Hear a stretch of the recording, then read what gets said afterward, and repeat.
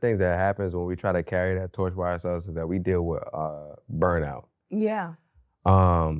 Can you first of all explain what that is for the black man that's like, what the hell you mean burnout? Because I feel like there's a lot of black men that are burnt out right now. Yeah. And they just haven't been able to identify what that actually is. Yeah. I personally compare burnout to overwhelm. Okay. So I use the term overwhelm more because overwhelm is when your brain nor your body is capable of making a decision and you are so depleted that you aren't even able to ask for what you need. Like you're not even able to identify your next steps. And I feel like, I don't know if burnout is as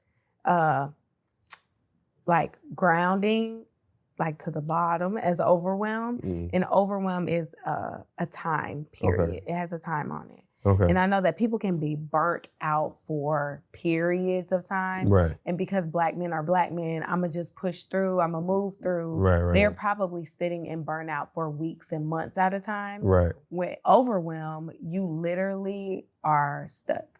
You're like, yeah. I'm not getting out the car. I'm not picking up the phone. I'm not doing anything else. And I think that how that shows up in black men is isolation. Yeah. Start isolating themselves. So for the black man that's there right now, that's like, dang, this is me. How does he navigate that? Like what are some things that he can do to get past that or through that? Well, can we be there for a second? Let's do it.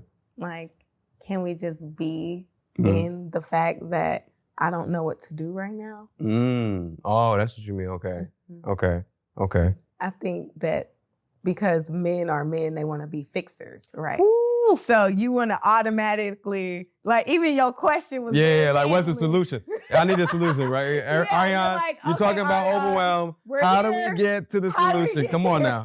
I'm talking about be there. No. How do we get to this? How do we get out of here, right? Nah, I got you. Go ahead. No, like, you have to admit that you're there. Okay. Because again, as you were talking about communicating needs, identifying needs, I don't think that black men spend enough time sitting still to be able to identify their needs, similar to like what they like and dislike. Right. So my challenge to you, if you're like listening to this podcast or any post from Expressions of Black Men, and you're like, this is me, take a second.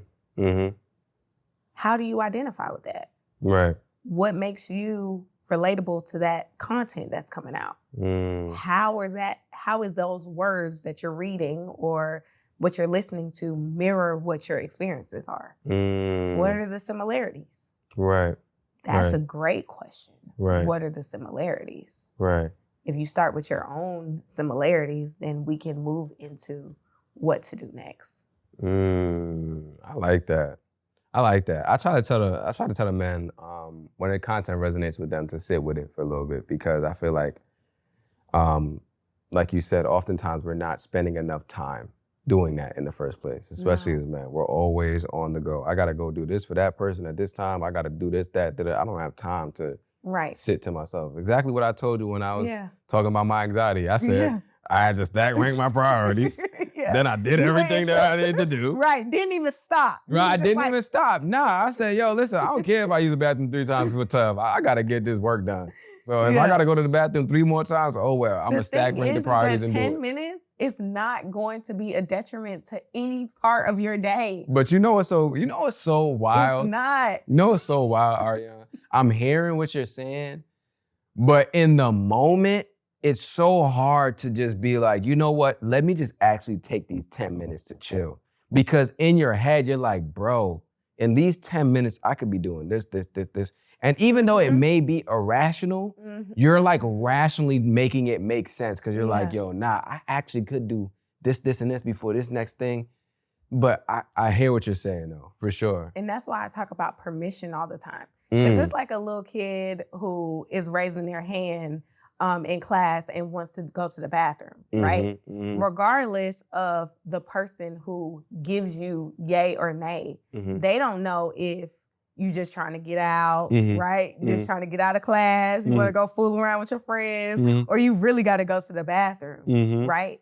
But we know the person who's raising their hand, they know whether or not what their intentions are. So if you know that when you raise your hand, i.e. anxiety, it's saying that I need a break, will you then give yourself permission to go take a break? That's why I was talking about earlier, like our bodies be telling us stuff. We just don't give ourselves permission to listen to them. We be having headaches and be like, I'm gonna just take an Advil and keep going. Like, you probably need something more than that, i.e. your stomach pains or whatever it is. You know? Nah, I So get what you're saying. give yourself a pass. Permission. You get permission for 10 minutes. Yeah, to go chill.